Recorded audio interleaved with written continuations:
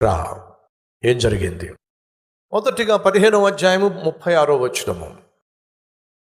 కొన్ని దినములైన తరువాత ఏ ఏ పట్టణములలో ప్రభు వాక్యము ప్రచురపరిచితమో ఆయా ప్రతి పట్టణములో ఉన్న సహోదరుల యొద్దకు తిరిగి వెళ్ళి వారు ఎలాగున్నారో మనము చూద్దాము పౌలు బర్నబాతో అనెను. పౌలు బర్నబాతో అంటున్నాడు, బర్నబా, మనం గతంలో ఏ ఏ పట్టణానికి ఏ ప్రాంతానికి వెళ్ళి సువార్త ప్రకటించామో ఆ ప్రాంతాలకు మళ్ళీ వెళ్దాం. మనం ప్రకటించినటువంటి సువార్త ప్రతిఫలం ఏమిటో చూద్దాం. మనం చేసిన సేవ, స్థాపించిన సంఘాలు ఎలా ఉన్నాయో చూద్దాం. బర్నబా వెళ్దామా? బర్నబా అన్నాడు, ఖచ్చితంగా వెళ్దాం, తప్పక వెళ్దాం అని చెప్పి వీళ్ళు బయలుదేరారండి. లుస్త్రకు వస్తున్నారు. భయం, మళ్ళీ ఏం చేస్తారో. లుస్త్రకు వస్తున్నారు, భయం, ఎటువంటి చేదు అనుభవం గుండా వెళ్లాల్సి ఉంటుందో. లుస్త్రకు వచ్చారు. జరిగింది ఏంటో తెలుసా? ఓ అద్భుతం! ఏమిటి అద్భుతం? సహోదరులు, ఆ రోజు పౌలు బర్నబా లుస్త్రకు వచ్చి వాక్య ప్రకటన చేస్తున్నప్పుడు వాళ్ళకు ఒక సత్యం తెలియదు. ఏమిటి సత్యం అంటే, ఆ వాక్యము వింటున్న వారిలో ఓ యవనస్తుడున్నాడు. పౌలు బర్నబా ప్రకటిస్తున్న వాక్యాన్ని ఆ యవనస్తుడు విన్నాడు. అతని జీవితంలో ఆ రోజు వాక్యము విత్తబడింది. అంతేకాదు, ఆ యవనస్తుడు రక్షించబడ్డాడు. ఆ విషయం పౌలుకు తెలియదు, బర్నబాకు తెలియదు. చదువుతాం రండి. 16వ అధ్యాయం 1వ వచనం. పౌలు దెర్బేకును లుస్త్రకును వచ్చెను. అక్కడ తిమోతి అను ఒక శిష్యుడుండెను. అతడు విశ్వసించిన ఒక యూదురాలి కుమారుడు. అతని తండ్రి గ్రీసు దేశస్థుడు. అతడు లుస్త్రలోను ఈకోనియాలోను ఉన్న సహోదరుల వలన మంచి పేరు పొందినవాడు. ఎవరట? తిమోతి. లుస్త్రలో ఉన్నటువంటి తిమోతి అనేటటువంటి యవనస్తుడు. వారు తిరిగి వచ్చేసరికి ఒక సాదాసీదా క్రైస్తవుడుగా కాదండి, సిలువ సైనికునిగా, శిష్యునిగా తయారయ్యాడు. ఎవరు ఇతన్ని రక్షణలోకి నడిపించారు? ఎవరు తిమోతికి ఆత్మీయ తండ్రి? చూద్దాం రండి.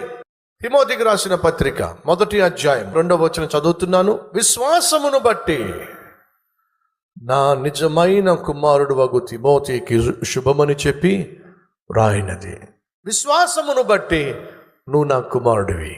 భౌతికంగా ఒక తండ్రి ఉంటాడు, కానీ ఎవరైతే వాక్యం ప్రకటించి రక్షణలోకి నడిపించి ఆ వ్యక్తి యొక్క ఆత్మీయ జీవితాన్ని ప్రభావితం చేస్తారో వాళ్ళని ఏమంటాం చెప్పండి?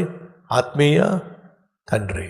శారీరకంగా తండ్రి ఉంటాడు, ఆత్మీయంగా తండ్రి ఉంటాడు, ఆత్మీయ తండ్రి ఉంటాడు. తిమోతికి ఆత్మీయ తండ్రి ఎవరో తెలుసా? పౌలు. తిమోతికి రాసిన 2వ పత్రిక 1వ అధ్యాయం చదువుతున్నాను, 1వ వచనము.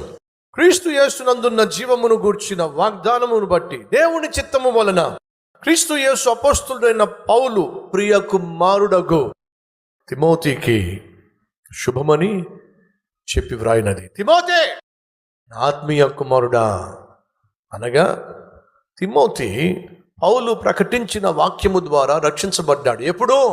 మొట్టమొదటిసారిగా లుస్త్ర అనే ప్రాంతానికి వచ్చినప్పుడు అక్కడ గుంపును చూసారా? ఆ గుంపులో ఒకడు తిమోతి.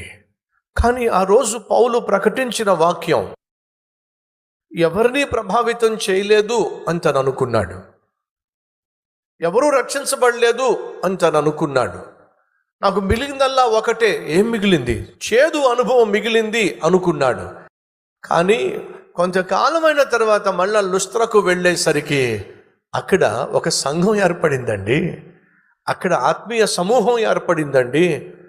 అక్కడ తిమోతి అనేటటువంటి ఒక యవ్వనస్తుడు సిలువ సైనికునిగా, క్రీస్తు శిష్యునిగా తయారయ్యాడండి. అతని తండ్రి గ్రీసు దేశస్థుడు. అతడు రక్షించబడినట్టుగా మనకు కనిపించదు.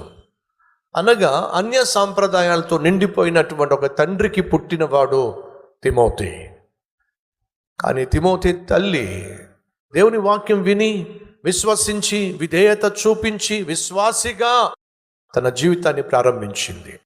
తల్లి విశ్వాసి కావడం, ఆమె చేసే ప్రార్థన ఫలితంగా తిమోతి ఒక అద్భుతమైన విశ్వాసిగా తయారు కావడం, తల్లిగా నీ ప్రార్థన, తండ్రిగా నీ ప్రార్థన నీ బిడ్డలను బహుగా ప్రభావితం చేస్తున్న వాస్తవం మర్చిపోకండి. ఎప్పుడైనా మాట్లాడుతున్నప్పుడు పౌలు నువ్వు చాలా ప్రాంతాలకు వెళ్ళావు కదా, లుస్త్రాకు వెళ్ళావా? ఇదిగో లుస్త్రా గురించి మాట్లాడద్దు. ఎందుకని? అది నా జీవితంలో ఓ చేదు అనుభవాన్ని మిగిలిచింది. ఏమైంది? అక్కడికి వెళ్ళి సువార్త ప్రకటిస్తే చావగొట్టేశారు. ఒళ్ళంతా గాయాలతో ఆ ప్రాంతాన్ని విడిచిపెట్టి రావాల్సి వచ్చింది. ప్రాణాలు గుప్పెట్లో పెట్టుకొని పారిపోవాల్సి వచ్చింది. లుస్త్రా నా జీవితంలో ఓ చేదు అనుభవం. కానీ ప్రియ సహోదరి సహోదరులు, మన జీవితాల్లో కొన్ని చేదు అనుభవాలు గుండా మనం వెళ్తాం. కానీ చేదు అనుభవాల వెనుక దేవుడు దాచిపెట్టినటువంటి భాగ్యము ఏమిటో మనం కేవలం కాలక్రమేణా మాత్రమే తెలుసుకుంటాం.